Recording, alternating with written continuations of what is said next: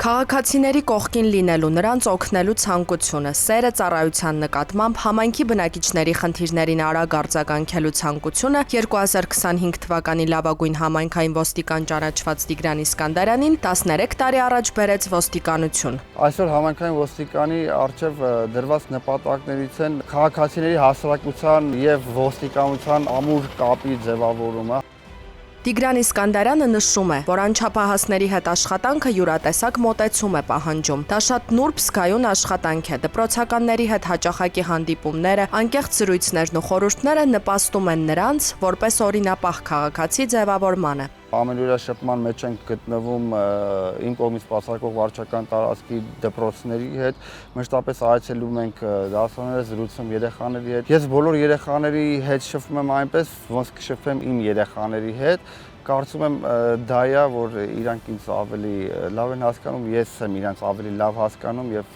ճիշտ խորհուրդներով փորձում օգտակար լինել։ Տիգրան Իսկանդարյանի մասին կասեմ, որ կարողացել է վստահություն ձեռք բերել հայ երեխաների շրջանում եւ իր զրույցների պարբերաբար այցերի դասարանում էլի տարբեր թեմաներով զրույցներ ունենալու արդյունքում միասին համագործակցում ենք եւ բավականին լավ արդյունք ունենք։ Համայնքի հետ աշխատանքը Տիգրան Իսկանդարյանի ամենօրյա ծառայության մասն է։ Նրան համայնքում գրեթե բոլորն են ճանաչում։ Տիգրանի մոտ քաղաքացիների հետ երկխոսությունը շատ ավելի լավ է ստացվում, ավելի են վստահում, իր խոսույթը երևի ավելի է վստահեցնում քաղաքացիներին, որ կարողանում են կիսվեն։ Համայնքային ոստիկանի գործողությունների արդյունքում առանցքային է մասնավորապես կենցաղային վեճերի հարթումը, որպեսզի դրանք ծանր հանցագործությունների չվերածվեն։ Ուստի կարևոր է համայնքի հետ ամուր կապը, մշտադիտարկումը, որպեսզի մարդիկ զգան, որ համայնքային ոստիկանն իրենց կողքին է։ Կան նաև ցավոք սրտի դեպքեր, ընտանիքում բռնություն գործադրելու դեպքեր, հարևանական անհաշտ հարևաններ, վիճաբանություններ, փորձում ենք յուրաքանչյուրը շփվենք յուրահատուկ ոճով։ Տիգրան Իսկանդարյանը 2025 թվականին բացահայտել է 84 հանցագործության դեպք։ Նշում է, որ տեխնոլոգիաների զարգացմանը զուգահեռ փոխվել են հանցագործությունների կատարման մեխանիզմները, ուստի պետք է մշտապես զարգացնել մասնագիտական հմտությունները, կատարելագործել կարողությունները։ Համայնքային ոստիկանի աշխատանքի կենտրոնում մարդն է, իր մտահոգություններով ու սպասումներով։ Ոստիկանության մայոր Տիգրան Իսկանդարյանը նշում է, որ կոչումներն ու պարգևները կարևոր են, սակայն ամենաարժեքավոր ձեռքբերումները վստահությունն ու հարգանքն են։ Դրանք չեն շնորհվում, այլ վաստակում են տարիների բարեխիղճ ծառայությամբ, նվիրվածությամբ եւ մարդկանց կողքին լինելու պատրաստակամությամբ։ Ամառվա շոգ օրերին, երբ բնությունը կարծես ապրում է իր ամենաակտիվ շրջանը, ակտիվանում են նաև նրա ամենախորհրդավոր բնակիչները՝ օձերը։ Տաքացող եղանակը, բաց տարածքներում հանգիստն ու գյուղատնտեսական աշխատանքների ակտիվացումը մեծացնում են մարդկանց եւ սողունների հանդիպման հավանականությունը։ Հիմնականում օձերը բնակելի տարածքներ գալիս են ոչ թե բնակվելու, այլ գալիս են որսի համար։ Եթե օձերին մենք չվնասենք, օձերը երբեք ոչ կվնասեն, ոչ էլ կհարձակվեն մարդու վրա։ Օձ տեսնելիս անհրաժեշտ է պահպանել 2-ից 2.5 մետր հեռավորություն, խուճապի չմատնվել եւ անշարժ մնալ։ Իսկ եթե օձը հայտնվել է բնակարանում կամ բակում, պետք չէ ինքնագործունեությամբ զբաղվել։ Պետք չի բռնել օձին։ Պարզապես պետք է զանգել 112 եւ հրկարները կգան, իրեն կտեղափոխեն անվտանգ վայր։ Ինչ անել, եթե օձն արդեն հասցրել է խայթել։ Եթե թունավոր օձ է գծել, պետք չէ լարվել, պետք է հեղուկներ խմել, մոտենալ մոտակա բժշկական կենտրոն։ Օձերի ակտիվացման շրջանում զգոնությունը կենսական անհրաժեշտություն է, սակայն նույնքան կարևոր է հիշել, որ բնության մեջ յուրաքանչյուրն իր դերն ու տեղն ունի։ Պետք է նաև իմանալ, որ օձերը կարևոր նշանակություն ունեն էկոլոգիական հավասարակշռության պահպանման գործում, ուստի զգուշավոր եւ պատասխանատու վարքագիծը հաճախ լավագույն պաշտպանությունն է։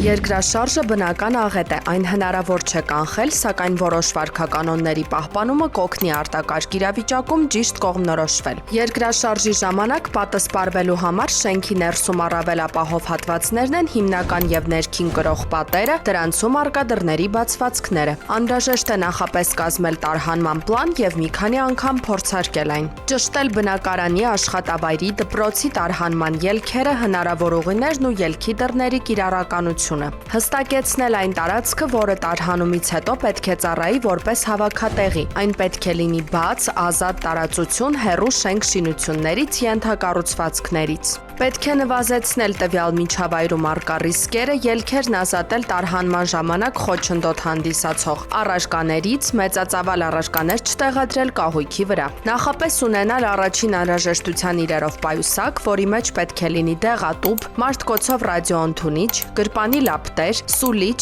դիմակ, տաք հագուստ, հիգիենայի պարագաներ, կարևոր փաստաթղթեր, պահածոյացված սնունդ եւ ջուր։ Պահպանելով վերոհիշյալ վարքականոնները հնարավոր է երկրաշարժի ժամանակ նվազեցնել ձեզ սպառնացող վտանգը։ Եթե ձեր վարելու իրավունքի զրկման ժամկետը լրացել է մինչև հուլիսի 6-ը, օրինակ զրկվել եք 2025 թվականի մարտ ամսին եւ արդեն իսկ լրացել է զրկման ժամկետը, ապա հուլիսի 6-ից սկսած դուք ունեք 1 տարի ժամանակ վերականգնելու ձեր վարորդական իրավունքի վկայականը։ Դրա համար անհրաժեշտ է մուտք գործել roadpolice.am կայք։ Կայքի ներքևի հատվածում կա հաշվառման քննական ծառայություններ, սեղմել մուտք, մուտքագրել հանրային ծառայության համարանիշը եւ հեռախոսահամար, այնուհետև սեղմել մուտք։ Մուտքագրեք թվերը նույնականացման համար։ Այստեղ ծառայությունների պատուհանում կա նոր պատուհան, հատուկ զրկվածների համար։ Նշել այդ պատուհանը եւ ընտրել ձեզ հարմար հաշվառման քննական բաժինը, այցելության օրը եւ ժամը։ Գրեք ձեր էլեկտրոնային հասցեն եւ սեղմեք ամրագրել կոճակը։ Այնուհետև կստանաք ձեր կտրոնը, որով ամրագրման օրը պետք է այցելեք հաշվառման քննական բաժին, կատարեք վճարում եւ ստանաք վարորդական վկայական։ Տեղում կարող եք վճարել 12000 դրամ եւ ստանալ նոր 10 տարվա ժամկետով վարորդական վկայական։ Իսկ թվային վկայական ունենալու համար 6000 դրամ։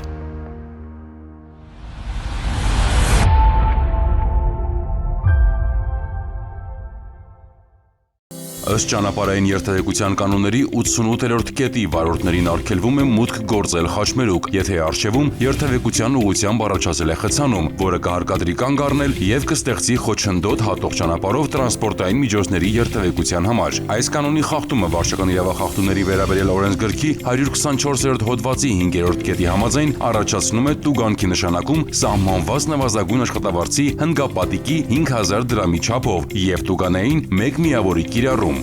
Ներքին գործերի նախարարությունը հորդորում է խստագույնս պահպանել ճանապարհային երթևեկության կանոնները։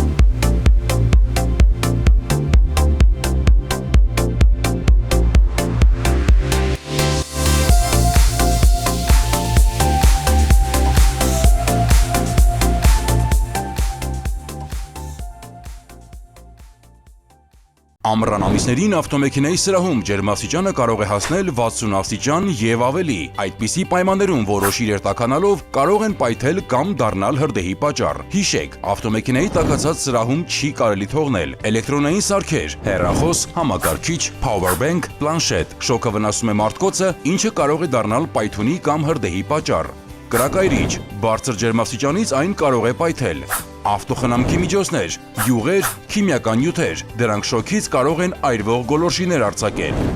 Օծանելիք, սփրեյ, դեզոդորանտ, բարձր ջերմաստիճանից դրանք կարող են պայթել։ Պլաստիկ շշեր, արևի ուղիղ ճառագայթների տակ դրանք կարող են առաջացնել խոշորացույցի էֆեկտ եւ դառնալ հրդեհի բռնկման պատճառ։ Ապակյա շշերով ալկոհոլային եւ գազավորված ըմպելիքներ, դրանք շոկից ու պարունակության ճնշումից կարող են պայթել։